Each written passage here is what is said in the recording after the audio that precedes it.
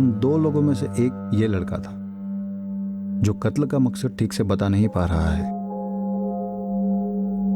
नहीं, मुझे डर नहीं लगा। तुम्हें पता था क्या किया जा रहा था? हाँ, मैंने उसके पैर पकड़ के रखे थे ताकि वो स्ट्रगल ना कर सके और वही पड़ी रहे। तुम्हें ये करना सिखाया गया था? हाँ, मैंने वीडियोस देखे थे, कई सारे। कौन से वीडियोस? क्राइम वाले बहुत सारे देखे थे।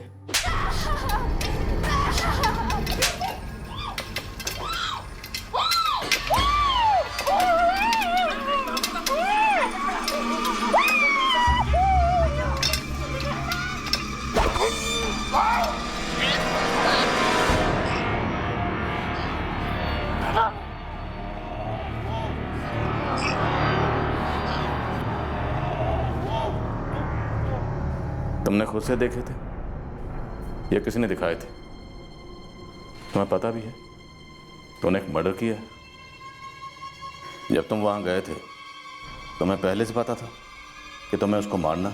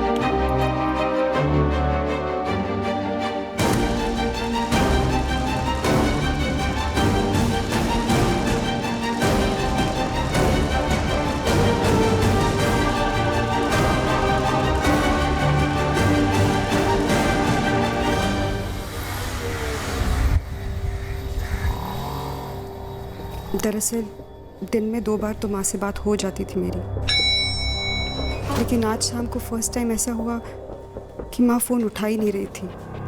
मैं हैरान थी। उसके बाद मैंने 1 घंटे के अंदर 3-4 बार माँ का नंबर फिर से ट्राई किया।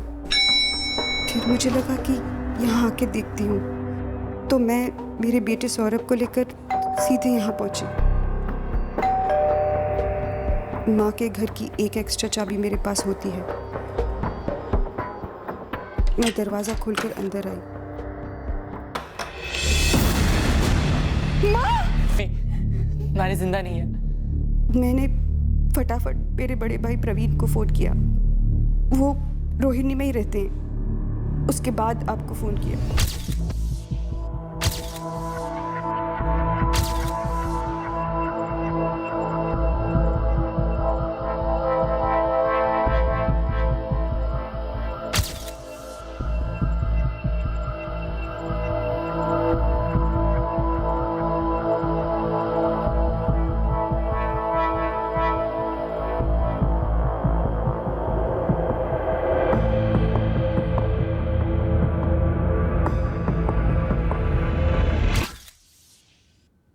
पाँच साल पहले हमारे पापा गुजर गए। तब से माँ अकेली ही रहती थी। मेरी छोटी बहन नंदिनी और मैं रोज फोन पर माँ के साथ बात करते थे, आते जाते रहते थे। आज सुबह ही मेरी बात हुई थी माँ के साथ फोन पर। आज शाम को आपकी माँ से कोई मिलने आने वाला था? फोन पे कुछ कहा था उन्होंने? नहीं सर, माँ ने ऐसा कुछ कहा नहीं था। माँ दोनों कलाइयों पे 2-2 सोने के कंगन पहनती थी। चारों गायब है।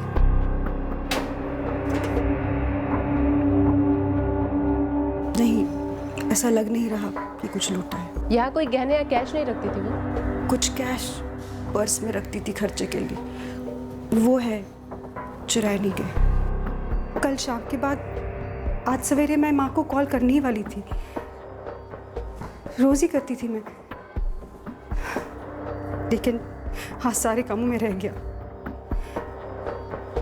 मुझे सच में कोई आइडिया नहीं है मैडम कि आज माँ से मिलने कोई आने वाला था या नहीं। जी सर, मैं तो घर पर ही थी, पर ऐसा ध्यान ही नहीं गया कि उनके घर पे कोई आया या गया होगा। और कविता जी चिल्लाई भी होगी तो शायद बाकी आवाज़ों के बीच हमें सुनाई नहीं दी होगी। दिल्ली में ऐसा कोई दोस्त या रिश्तेदार जिसका यहाँ आना जाना हो? नहीं सर, ऐसा तो कोई रिश्तेदार नहीं। समझ में नहीं आ रहा कि कौन है जो आकर माँ के साथ। ये इधर एंट्री की है, flat number 301 A wing. Vijendra Singh +1 2 लोग आए थे। आए होंगे, मतलब आए हैं। 2:45 पर। जी हाँ सर, सोसाइटी मैनेजर से बात हुई है। वो बता रहे हैं कि एंट्रेंस का सीसीटीवी चालू है, पर लॉबी का कैमरा काम नहीं कर रहा।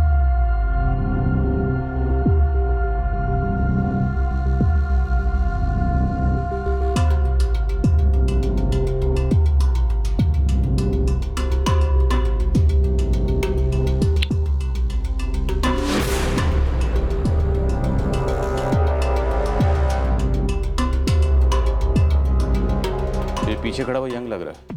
हाँ, पर दोनों के चेहरे तो ढके हुए हैं। इन्हें मालूम था कि सोसाइटी में सीसीटीवी लगा हुआ, इसलिए आते और जाते वक्त दोनों वक्त चेहरे ढक रहे हैं। तस्वीर को ध्यान से देखिए। कुछ अंदाजा हो रहा है आप लोगों को कि ये दोनों कौन हो सकते हैं? समझ नहीं आ रहा है कि ये दोनों कौन हैं। मुझे भी नहीं। नंदिनी जान पहचान वाले ही हैं, क्योंकि डोरबेल बजाकर घर में दाखिल हुए।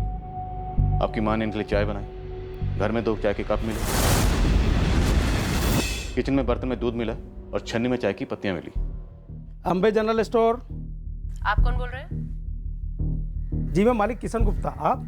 द्वारका पुलिस स्टेशन से SI आरती बात कर रहे हैं। जी मैडम, क्या बात है? रंजना टावर्स की कविता आचार्य का कल तुम्हें फोन आया था दोपहर 2:55 पे। कैसे जानते हो उन्हें? सुना मैंने, क्या हुआ? दंग रह गया हूँ। मेरी रेगुलर ग्राहक थी। क्यों फोन किया था उन्होंने? दूध मंगाया था मैडम। किशन, आधा लीटर दूध भेज जल्दी। जी कविता जी, अभी भेज रहा हूँ। तुम खुद गए थे देने? जी नहीं, मेरी बेटी रोशनी को भेजा था। ये दोनों 2:45 पे सोसाइटी में दाखिल हुए और 3:55 पे वहां से निकले। मतलब 1 घंटा 10 मिनट तक ये उसी फ्लैट में थे आपकी माँ के साथ। फिर उसी दौरान 3:10 पर दूध आया, फिर चाय बनाएगी। चाय बनने में 10 मिनट लगे होंगे। जो 2 कप मिले हैं उनमें आधी चाय बची हुई थी। मतलब चाय के बीच में ही इन लोगों ने कविता जी का कत्ल कर दिया। इसमें कोई दो राय नहीं कि ये दोनों जान पहचान की हैं, लेकिन सिर्फ कविता जी के हाथ के कंगन चुराए गए, बाकी किसी सामान को छुआ तक नहीं गए। कौन हो सकते हैं ये? प्रीति शर्मा, कहाँ रहती हो तुम? मैं नोएडा में रहती हूँ सर, लेकिन क्या मैं पूछ सकती हूँ कि आपको मेरा नंबर कहाँ से मिला और आप मुझसे इतने सारे सवाल क्यों पूछ रहे हैं? मैं तो कल द्वारका में थी ही नहीं सर। द्वारका में तो मेरा आना जाना ही नहीं है। कविता आचार्य, उनका लड़का प्रवीण आचार्य, बेटी नंदिनी माने, नंदिनी का बेटा सौरभ माने, या प्रवीण आचार्य का बेटा अंकित आचार्य, इनमें से किसी को भी जानती हो तुम? किसी को भी नहीं सर। आप बताएंगे कि बात क्या है? आप मुझे डरा रहे हैं सर। देखो रोशनी, डरो मत, बस ठीक से याद करो और बताओ, जब तुम दूध देने गई थी कविता आचार्य के घर तो तुमने क्या देखा? कुछ नहीं देखा मैडम, मैंने बस डोरबेल बजाई, कविता आंटी ने दरवाज़ा खोला और मैंने उन्हें दूध का पैकेट दे दिया। अंदर बैठे किसी आदमी को नहीं देखा? जी नहीं देखा, और वैसे भी कविता आंटी ने बहुत थोड़ा ही दरवाज़ा खोला था। और अजीब बात तो ये थी कि कविता आंटी मुझ पर गुस्सा हो रही थी। तुझ पर? क्यों? क्या पता मैडम, मैं पहले जब भी जाती थी तो कविता आंटी मुस्कुराकर बातें करती थी और थैंक यू बेटा भी बोलती थी, लेकिन कल कुछ तो अलग था। क्या रोशनी, कितनी देर लगा दी तुमने? मेहमान मेरे कब के आके बैठे हैं, चाय नहीं बना पा रही हूँ मैं। आधा लीटर दूध लाने में इतना टाइम लगता है क्या? लेकिन कविता आंटी को इतनी चिड़चिड़ी मैंने पहली बार देखा था। ये दोनों थे अंदर? बोला ना मैडम, कविता आंटी ने बहुत थोड़ा ही दरवाज़ा खोला था, अंदर देखने का कोई चांस ही नहीं था। और वैसे भी मैं अंदर जाके देखती ही क्या बिना मतलब के। सब हो सकता है वो पहले भी आए होंगे, लेकिन मुझे याद नहीं है सर। मोहित कनौजिया, इन दोनों ने झूठे नाम लिखे और ऐसे ही मनगढ़ंत कोई फ़ोन नंबर भी लिख दिया। अब मुझे कैसे पता चलेगा सर? क्यों? जब कोई बिल्डिंग में आता है तो पूछते नहीं उससे कौन से फ्लैट में जा रहा है, किस काम से जा रहा है? सच बोलूँ तो वो जिस अंदाज में आए थे और आकर डायरेक्ट रजिस्टर में लिखने लगे। मुझे लगा कोई जान पहचान वाले होंगे, पहले भी आए होंगे। सर 1 घंटा तक अंदर थे। कविता जी ने उनको चाय बनाकर पिलाई। प्रवीण या नंदिनी को कुछ तो खबर होनी चाहिए कि वो कौन हो सकते थे। और सब जिस तरह से वो चल के आए, जैसे वो पेश आ रहे थे, शक करने जैसा कुछ लगा नहीं साहब। जी नहीं, हमें नहीं लगता कि हमने इन्हें पहले कभी देखा है। लेकिन नाम नंबर गलत दिया है, मतलब गलत इरादे से तो आए थे ना। बिल्कुल सही पकड़ा आपने। नाम विजेंद्र सिंह लिखा, लेकिन आचार्य परिवार ऐसे किसी भी आदमी को नहीं जानता। और वो नंबर भी किसी नोएडा की प्रीति शर्मा का निकला, जो इस परिवार को नहीं जानते। नहीं पापा, मैं किसी प्रीति शर्मा को नहीं जानता। वो कॉलेज में पढ़ती है अंकित, नोएडा में। पापा, मेरी नोएडा के कॉलेज में पढ़ने वाली लड़की से क्या जान पहचान होगी? नहीं मम्मी, हमारे ग्रुप में कोई प्रीति शर्मा नहीं है। और अगर होती भी तो मैं थोड़ी ना ऐसा बोलता कि नानी घर पे अकेले जा जाके उसका मर्डर कर दे।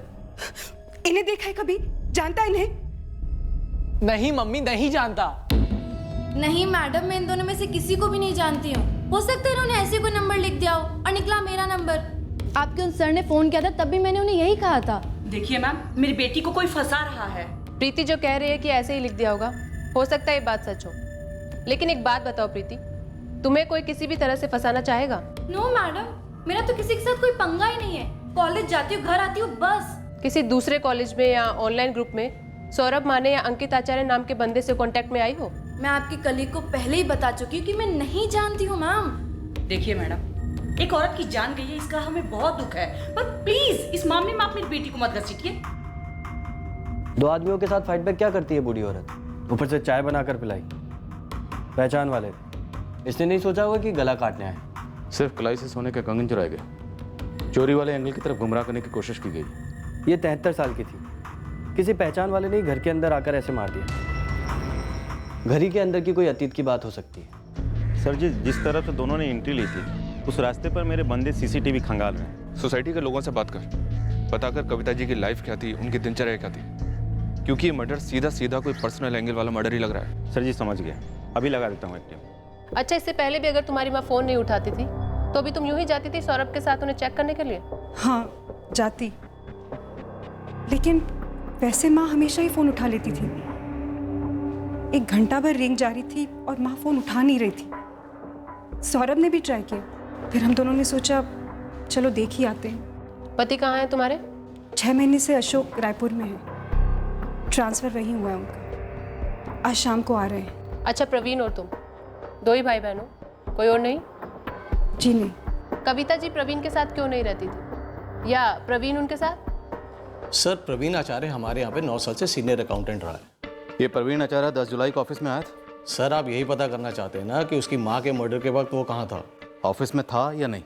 बिल्कुल था। दरअसल हमारे सामने ही उसकी सिस्टर का फोन आया था। खबर सुनने के बाद उसकी हालत बहुत ही बुरी हो गई। ये जो हालत खराब हुई थी उसकी, ये वाकई में हुई थी या दिखावा था? उसकी माँ का कत्ल हुआ था। नाटक क्यों करेगा? माँ के साथ क्यों नहीं रहते थे? पहले रहता था। हम सब लक्ष्मी नगर में एक ही घर में थे। माँ और पापा चाहते थे कि मैं और दीपाली अपना अलग घर बनाएं। और दूसरी बात, मेरा काम पित्तमपुरा में है। मुझे ज़्यादा ट्रैवलिंग पसंद नहीं है, इसीलिए मैंने रोहिणी में घर खरीदा। ऑफिस भी करीब है, पिछले 11 साल से मैं वहीं पर हूँ। सर, अगर आप मुझ पर शक कर रहे हैं, कोई घरेलू अनबन ढूंढ रहे हैं, तो ऐसा कुछ भी नहीं है। हम सब दूर रहकर भी काफ़ी करीब थे। नंदिनी, मैं, माँ और हमारी फैमिलीज। आपके माँ बाप लक्ष्मी नगर से द्वारका मंगल विहार कब शिफ्ट हुए? 8 साल पहले। पापा ने रिटायरमेंट के बाद लक्ष्मी नगर वाला घर बेच दिया और यहाँ द्वारका मंगल विहार में रंजना टावर्स में 1 BHK लिया। नंदिनी का घर भी पास ही में था, उत्तम नगर में। लेकिन शिफ्ट होने के 2 साल बाद पापा चल बसे। और आपकी माँ कविता जी ने अकेले रहना पसंद किया? उन्हें अपनी आज़ादी पसंद थी, पर हम हर वीकेंड को मिलते, कभी उनके घर, कभी अपने घरों में। तो फिर साथ क्यों नहीं रहते थे? सबकी अपनी मर्जियां होती है सर। माँ की अपनी मर्जी थी। ये जो लक्ष्मी नगर वाला फ्लैट बेचा गया, उसका पूरा पैसा द्वारका मंगल विहार वाले फ्लैट में डाला गया? जी नहीं, कुछ पैसे FD में है, जिसका इंटरेस्ट माँ को मिलता, ऊपर से पापा की पेंशन। पापा रेलवे की सर्विस में थे। जो भी 2 लोग आए थे ना, ये तय है कि जान पहचान के थे और कत्ल के इरादे से ही आए थे। वो तो जाहिर है ना सर, हमें तो समझ में ही नहीं आ रहा कि ये कौन हो सकते हैं। माँ की तरफ से, पापा की तरफ से, हमारी तरफ से। मैंने तो अपने बेटे अंकित से भी पूछा कि क्या वो किसी विजेंद्र सिंह या प्रीति शर्मा को जानता है, लेकिन उसने भी पता नहीं ये कौन हो सकते हैं। नहीं मैडम, मैं नहीं पहचान पा रही हूँ इन्हें। आपको माँ के फ़ोन में कुछ मिला? इन लोगों ने शायद आने के पहले कोई फ़ोन वोन किया हो। कॉल रिकॉर्ड्स अभी आने बाकी हैं नंदिनी, लेकिन कॉल लिस्ट से हमें ऐसा कुछ नहीं मिला। हो सकता है मर्डर के बाद उन्होंने नंबर डिलीट कर दिया हो, पर वो ऐसा क्यों करेंगे? फ़ोन को ही अपने साथ ले जाते ना। ये सवाल भी जवाब मांग रहे हैं।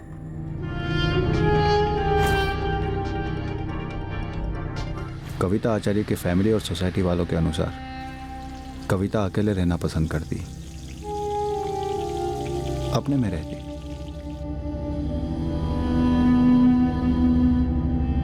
जब जरूरत पड़ती तभी घर से निकलती। यह अब और भी रहस्यमय होता गया कि वो दो हत्यारे कविता आचार्य से किस तरह कनेक्टेड थे और जिनके बारे में फैमिली को भनक तक नहीं थी, और जिन्होंने सिर्फ 4 सोने के कंगन के लिए उनका कत्ल कर दिया था।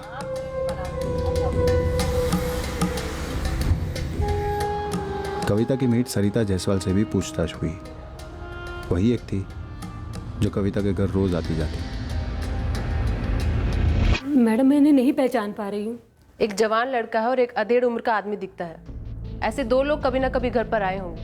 मैडम, मैं सुबह 8 बजे आती और 9:30 बजे तक सारा काम निपटा कर दूसरे घर चली जाती। ऐसे दो लोगों को मैंने कभी नहीं देखा। नंदिनी और प्रवीण को जानती हो?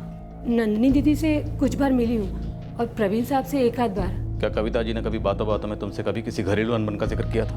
बच्चों के साथ कोई नाराजगी या झगड़ा, ऐसा कुछ भी कहा कभी? कभी फोन पर बात करते हुए सुना हो या कभी चिड़चिड़ी हो रही हो? नहीं मैडम, मैं पिछले 2 साल से वहाँ काम कर रही थी। सुनकर बहुत बुरा लग रहा है। ऐसे कैसे किसी ने उन्हें मार दिया, वो भी 2 जोड़ी कंगन के लिए। लॉबी वाला सीसीटीवी 2 महीने से खराब पड़ा है और बिल्डिंग एंट्रेंस वाले सीसीटीवी से सिर्फ 1 महीने का फुटेज मिला है, जिसमें ये दोनों कभी दिखे ही नहीं। नंदिनी ने अलमारियों के लॉकर्स ठीक से चेक किए? पक्का कुछ और चोरी नहीं हुआ? कह तो रही है नहीं सर। वैसे कविता जी का मोबाइल और पर्स दोनों ज्यों के त्यों मिले।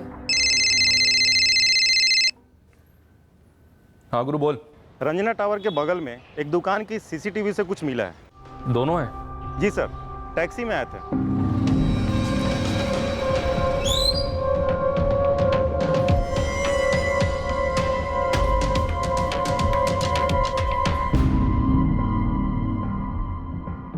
वही है दोनों, बिना कैप के। इसमें भी चेहरे साफ नहीं है। इस गली से एक और राइट लेने के बाद लगभग 5-7 मिनट पैदल चलने पर रंजना टावर से उसी सीसीटीवी से एक और फोटो।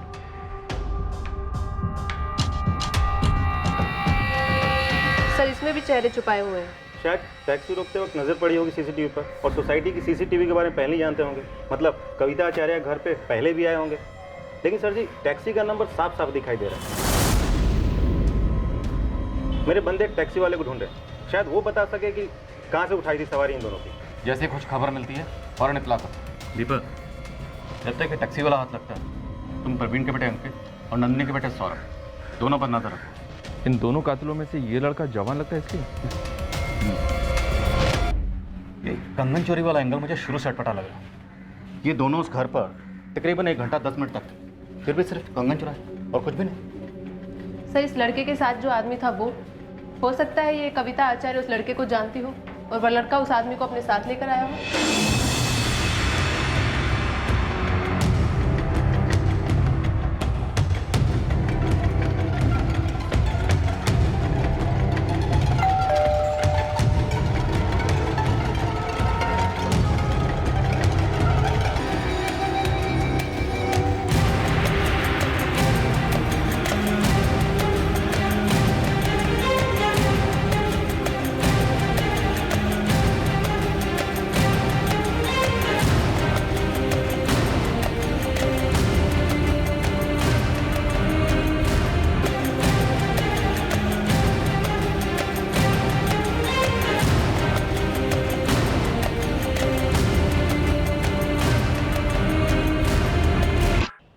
कौन, ये तुम्हारी खुद की गाड़ी है? तुम अकेले चलाते हो? हाँ। हमें ये दोनों चाहिए। ये दोनों तो द्वारका मंगल विहार की सवारी थी। बिल्कुल सही। रंजना टावर्स की बाजू वाली गली में 10 जुलाई दोपहर 2:35 को तुमने इन्हें छोड़ा था। उठाया कहाँ से था? नवादा मेट्रो स्टेशन से। पक्का वहीं से? हाँ, दोपहर के समय मैं नवादा मेट्रो स्टेशन पर गाड़ी लगाता हूँ।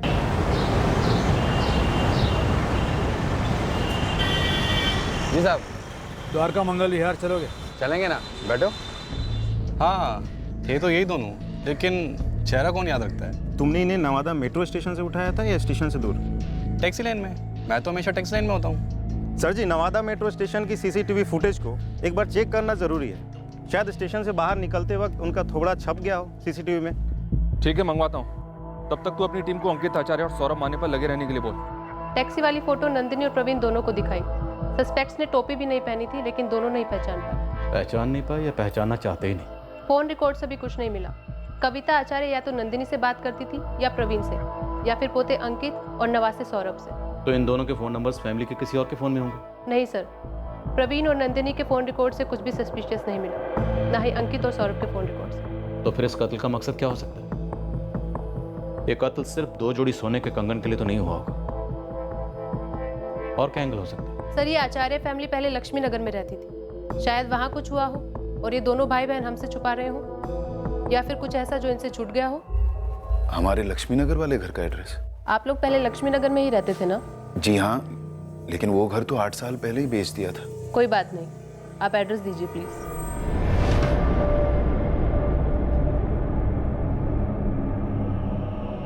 नंदिनी, पुलिस ने लक्ष्मी नगर वाले घर का एड्रेस लिया। पर वहां से कौन आकर ऐसा कुछ करेगा?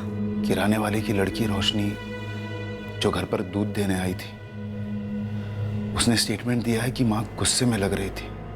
नंदिनी, ऐसा कौन हो सकता है जिस पर माँ गुस्सा होगी और उनके लिए चाय भी बनाएगी?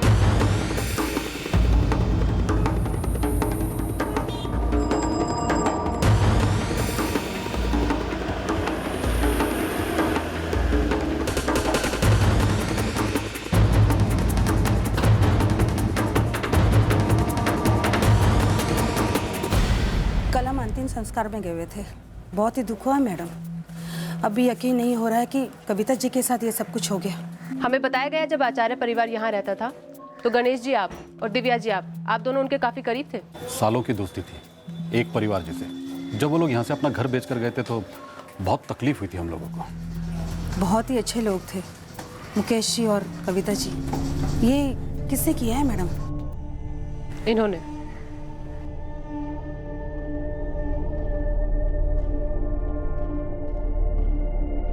जाने पहचाने लगते हैं। ये तो साफ साफ दिखाई भी नहीं दे रहा। प्रवीण और नंदिनी भी नहीं पहचान पाए। एक बात तो पक्की है, ये दोनों या इनमें से कोई एक कविता जी को बहुत अच्छे से जानते थे। कविता जी ने इन्हें चाय भी पिलाई थी।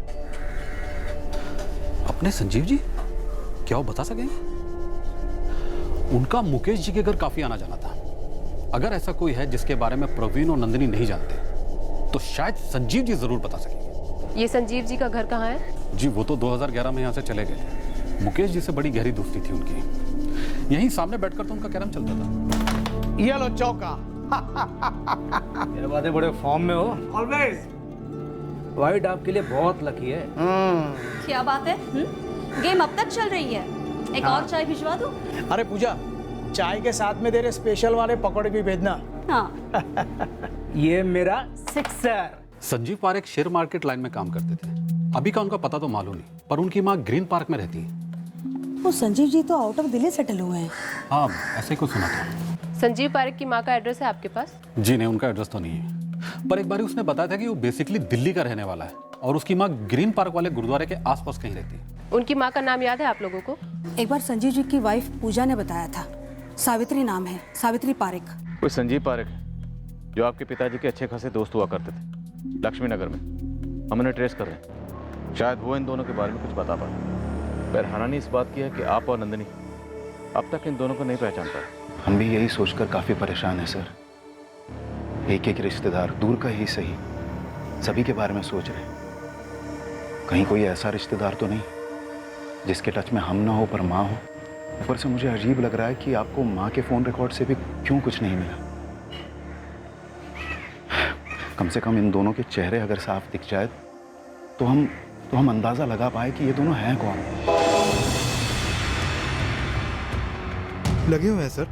2 कांस्टेबल्स लगातार बैठकर दोनों प्लेटफॉर्म्स का फुटेज छांट रहे हैं। सांगवान स्पीड बढ़ानी ही पड़ेगी। टाइम फ्रेम भी तो दिया है मैंने कि कितने बजे के आसपास ये दोनों स्टेशन पर होंगे। जी सर, कल सुबह तक का टाइम दो सर प्लीज।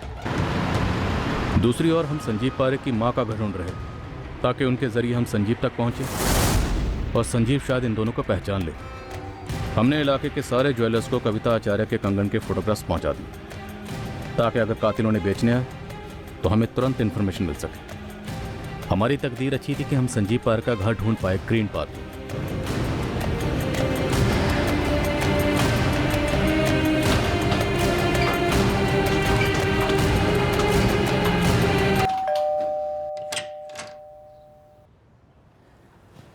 जी सावित्री पारेख। जी बोलिए, क्या बात है? जी संजीव पारेख आपका बेटा है? जी हाँ। जी हमें संजीव से बात करनी है एक मर्डर केस के सिलसिले में। दरअसल कविता आचार्य नाम की एक औरत का मर्डर हुआ है। संजीव उन्हें और उनके हस्बैंड को बहुत अच्छे से जानते थे। हमारे पास दोनों कातिलों की तस्वीरें हैं लेकिन उन्हें कोई भी पहचान नहीं पा रहा है। हो सकता है संजीव उन दोनों को पहचानने में हमारी कोई मदद कर सके। कहाँ है संजीव? मुझे नहीं पता कहाँ है संजीव। उसका कोई कांटेक्ट नंबर है आपके पास? जी नहीं, मेरी काफी लंबे अरसे से उसके साथ बातचीत नहीं हुई। जी बेटा है वो आपका? हाँ है। वैसे संजीव की बेटी आंचल मेरे साथ रहती है। हो सकता है उसकी बात अपने पापा से होती हो। जी बुलाइए आंचल को। वो तो कॉलेज गई है। ठीक है, उसका नंबर दे दीजिए। The number you have called is currently switched off. Please try again later. Thank you.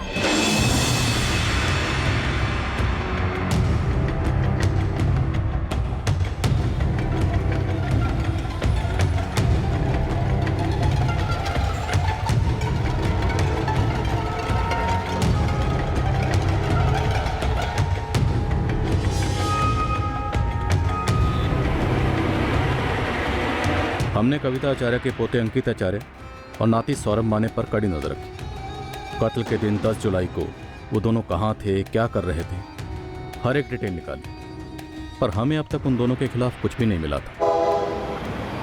अब 2 बातें एक साथ होने वाली थी। एक, हाथ आने वाला था नवादा मेट्रो स्टेशन का सीसीटीवी ग्रैब, जिससे हमें दोनों संदिग्ध के चेहरे साफ मिलते, और दूसरी बात थी संजीव पारेख की मां सावित्री से मिलने वाली एक अजीब सी खबर। सावित्री जी, मैंने आंचल को फोन किया था, उसका फोन लगा ही नहीं। मैंने मैसेज भी ड्रॉप किया लेकिन अभी तक कोई जवाब नहीं आया है। अरे मैडम, मैं तो खुद ही आंचल को लेके परेशान हूँ। वो ना तो कॉलेज से घर लौटी है और नहीं उसका फोन लग रहा है। मैंने उसकी सहेलियों से बात की तो उन्होंने कहा कि वो कॉलेज के बाद तुरंत निकल गई थी और सबको लगा कि वो रोज की तरह घर गई होगी, पर नहीं। मैंने अपने छोटे बेटे राजीव से भी बात की लेकिन वो कहीं नहीं है।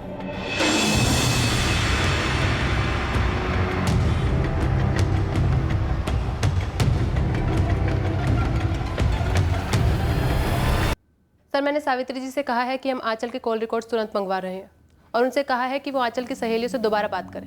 क्या आंचल का गायब हो जाना कविता आचार्य के मर्डर से जुड़ा? आंचल को कैसे पता चला कि तुम उसे कॉल करने वाली? सर, सावित्री जी के अलावा तो किसी को भी नहीं पता था कि मैं आंचल को कॉल करने वाली हूँ। और सावित्री जी ने यह कहा कि वो संजीव के टच में नहीं है, आंचल हो सकती है। जी सर। आंचल पारेख के गायब होने का रहस्य अगले ही दिन रोशनी में आने वाला था, जब नवादा मेट्रो स्टेशन की सीसीटीवी फुटेज हमारे हाथ लगती।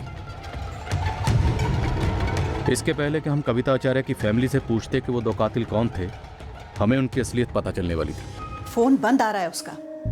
उसने अपने चाचा राजीव से भी बात नहीं की। उसकी सारी सहेलियों से पूछ चुकी हूं मैं। और ऐसे कैसे हो गया कि आपने उसका फोन नंबर लिया और वो एकदम से गायब हो गई? हम खुद हैरान हैं सावित्री जी कि ऐसा कैसे हो गया। वैसे ग्रीन पार्क की पुलिस भी लगी है आपकी पोती को ढूंढने में। जैसा कि आप जानते हैं, हम आपकी पोती आंचल से सिर्फ इसीलिए कांटेक्ट करना चाहते हैं ताकि हम संजीव तक पहुंच सके और संजीव से इन दोनों तक। आप चिंता मत कीजिए, आपकी पोती मिल जाएगी। एक मिनट, वो फोटो फिर से दिखाएंगी?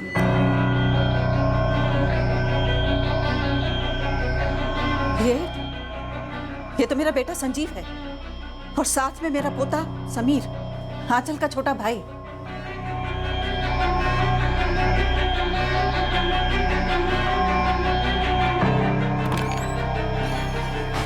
आरती ने कॉल किया अभी। ये दोनों संजीव पारेख और उसका बेटा समीर पारेख है। संजीव की मां सावित्री जी ने इन दोनों को पहचान लिया। आप लोगों ने नहीं पहचाना? लक्ष्मी नगर में आपके पड़ोसी रह चुके हैं। हाँ सर, पर हमारे वहाँ से निकल जाने के बाद ये लोग वहाँ आए होंगे। हाँ, मैं तो कभी नहीं मिली इनसे, ना माँ पापा से कभी सुना इनके बारे में।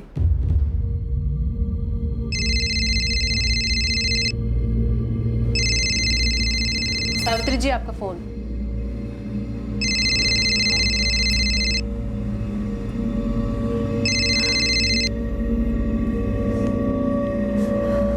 हेलो माँ, मैंने भी आंचल के नंबर पे फोन किया था।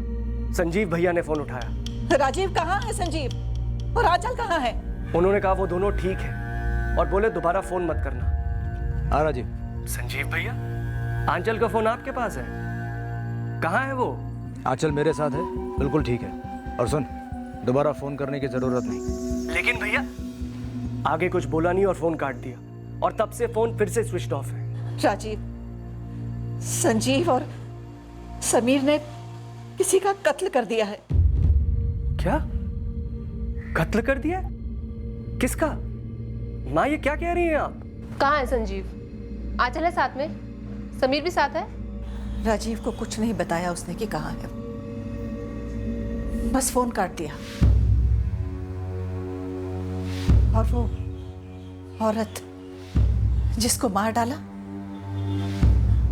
क्यों मार डाला? हमें अभी पता लगाना है, लेकिन उससे पहले आपको हमें बताना होगा संजीव के बारे में।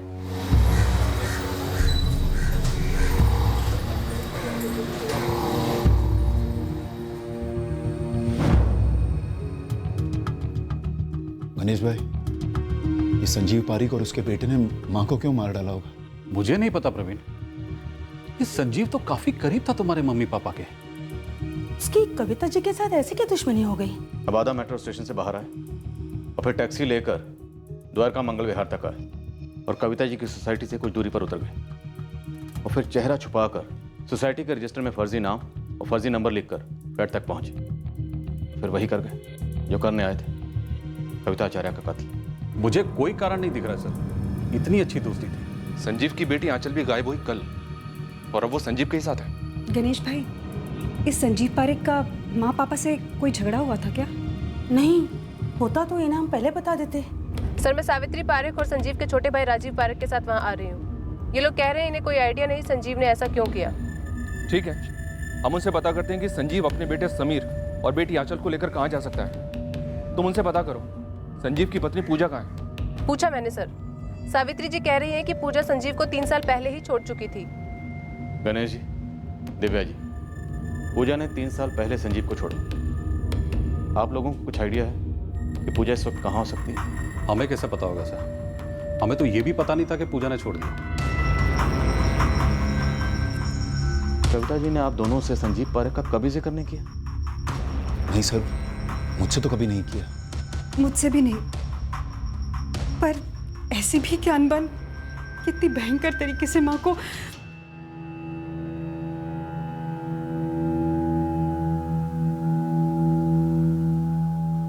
संजीव अपने बच्चों के साथ कहाँ जा सकता?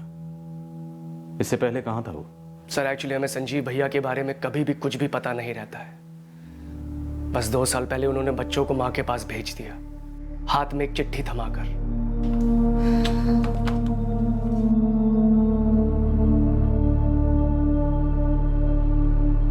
मैं शहर के बाहर जा रहा हूँ। माँ, तुम समीर और आंचल की देखभाल करना। मुझे मालूम है आप मुझसे नाराज हो, लेकिन बच्चे मासूम हैं। आपके पोता और पोती हैं, उनके साथ उनके मार्कशीट्स भी हैं। अगर राजीव और आप उनको आगे कॉलेज पढ़ाओगे तो उनके लिए अच्छा होगा।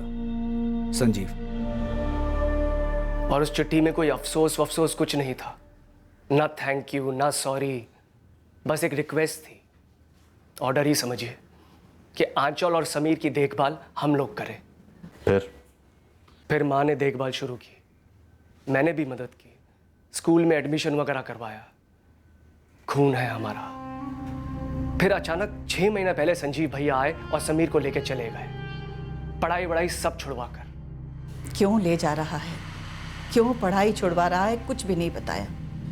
बस ले गया समीर को, और अब ऐसे ही अचानक आंचल को लेकर चला गया बिन बताए। सावित्री जी, हमें लगता है आंचल खुद अपनी मर्जी से संजीव के साथ गई, क्योंकि जब हमने आपसे कांटेक्ट किया और आपने हमें आंचल का नंबर दिया, उसके तुरंत बाद किसी ने आंचल को यह बताया कि हम उसके फादर को ढूंढ रहे हैं। सावित्री जी, आपके घर से निकलते ही मैंने तुरंत आंचल को फ़ोन किया था, लेकिन उसका फ़ोन लग नहीं रहा था। शायद उससे पहले ही उसको संजीव का फ़ोन गया होगा। हेलो आंचल, पापा बोल रहा हूँ। पापा, कहाँ हो आप? घर आए हो? नहीं बेटा, मैं तुमको लेने आया हूँ। कहाँ ना है लिख लो, जल्दी से आ जाओ। और सुनो, फोन स्विच ऑफ करना, ओके? क्यों, क्या हुआ है पापा? सब मिलकर समझाऊंगा, जल्दी से एड्रेस लो। सावित्री, क्या संजीव आपके टच में था? क्या उसने कहा था आपसे कि हम उसे ढूंढ रहे हैं? आपको पता था कि संजीव ने मर्डर किया है? नहीं, मुझे मालूम नहीं था। एक मिनट सर, आप सीधा मेरी माँ के ऊपर उंगली उठा रहे हैं। इनको तो पता भी नहीं था कि संजीव भैया और समीर कहाँ थे, क्या कर रहे थे। और ये जो औरत है जिसका मर्डर हुआ है, हमने तो उसका नाम भी नहीं सुना कभी। इस वक्त संजीव कहाँ हो सकता है? और उसकी पत्नी पूजा कहाँ मिलेगी? नहीं मालूम, वो पूजा के लायक था ही नहीं कभी। वो किसी औरत के लायक नहीं था जो कभी उसकी जिंदगी में आई थी। देखिए, मेरा बेटा संजीव, मैंने जाना उसे जरूर है, लेकिन वो ऐसा कैसे हो गया, क्यों हो गया, क्या हो गया, आज तक समझ नहीं पाई हूं मैं उसको। एक बूढ़ी औरत को मार डाला उसने, मार डाला, और साथ में समीर को शामिल किया। कितना छोटा है समीर। मैं मां होते हुए भी अपने बेटे संजीव को आज तक नहीं समझ पाई कि किस मिट्टी का बना हुआ है वो। संजीव पारेख चिकनी चुपड़ी बातें करता। वो अपने रुतबे से लोगों का विश्वास और दिल जीत लेता, उन पर पकड़ जमा लेता और अपनी बातों के लपेटे में लेकर उसके शेयर बाजार के इन्वेस्टमेंट्स के लिए उनसे पैसे निकलवाता, फिर उन्हें ठगता, उनके साथ फ्रॉड करता और फिर नए शिकार की तलाश करता। सालों पहले जब वो हैदराबाद में अपनी हेरा फेरी के कारोबार में पैर जमा रहा था, तब वो अमृतसर की गुरप्रीत कौर से मिला और उससे शादी करने के पीछे भी उसका एक ठोस मकसद था। गुरप्रीत का पिता एक रईस आदमी था और इसकी वजह से संजीव को रहने की जगह आराम से मिल गई। उसका पहला बच्चा लड़का था जो गुरप्रीत से हुआ था और उसे गुरप्रीत को जया नायडू के लिए छोड़ने में ज्यादा समय नहीं लगा।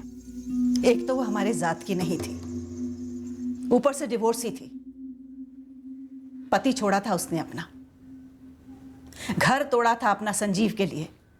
मुझे वो शादी कभी मंजूर नहीं थी। एक तो वो हमारे जात की नहीं थी, ऊपर से डिवोर्सी थी। पति छोड़ा था उसने अपना, घर तोड़ा था अपना संजीव के लिए। मुझे वो शादी कभी मंजूर नहीं थी। और संजीव, वो तो कितने ही दिनों से हमसे दूर था, कभी फोन तक नहीं करता था हमें। और फिर एक दिन धमक गया अचानक। मैंने उन्हें घर में दाखिल नहीं होने दिया क्योंकि वो शादी मुझे कतई मंजूर नहीं थी। आंचल और समीर दोनों जया से हुए थे, लेकिन जब उसने संजीव को छोड़ा तो हमें पता भी नहीं चला। फिर उनकी लाइफ में पूजा आई। हमें तो ये भी नहीं पता था कि संजीव भैया यहाँ दिल्ली में रहते हैं या दुनिया के किसी और कोने में। नमस्ते माँ जी, मैं पूजा। फिर 2 साल पहले वो आंचल और समीर को मेरे पास छोड़कर चला गया। तब पता चला कि पूजा, जिसे बच्चे अपनी माँ समझते थे, वो भी संजीव को छोड़कर चली गई। और संजीव की जिंदगी में एक नई लड़की आई, मानसी बनर्जी। और वो तो आंचल से उम्र में थोड़ी ही बड़ी थी।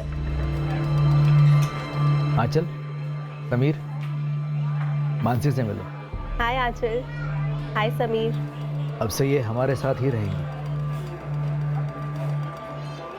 ये मानसी बनर्जी, ये भी इस मर्डर प्लान में शामिल हो सकती है। इसका कोई नंबर या एड्रेस है आपके पास? मुझे नहीं पता सर, हमें संजीव भैया के बारे में कुछ भी नहीं पता है। वो जो भी नंबर यूज कर रहा था आप लोगों से बात करने के लिए, वो नंबर दीजिए। मेरे पास उनका मोबाइल नंबर नहीं है और मुझे नहीं लगता कि भैया मोबाइल फोन यूज भी करते हैं। अब ये मानना थोड़ा मुश्किल है। आज की डेट में आपका भाई संजीव मोबाइल फोन यूज नहीं करता। संजीव के बारे में कुछ भी मानना आसान नहीं रहा है कभी। सावित्री जी, आपका बेटा उसके निजी मामलों से अलग अब एक खूनी भी है। इसलिए आपको और राजीव आपको हमें कोई तो ऐसी लीड देनी होगी जिससे हम उस तक पहुंच पाए। उसने आपके पोते समीर को एक कत्ल में शामिल किया, अब आंचल भी उसके पास। हमारा उस तक जल्द से जल्द पहुंचना जरूरी है।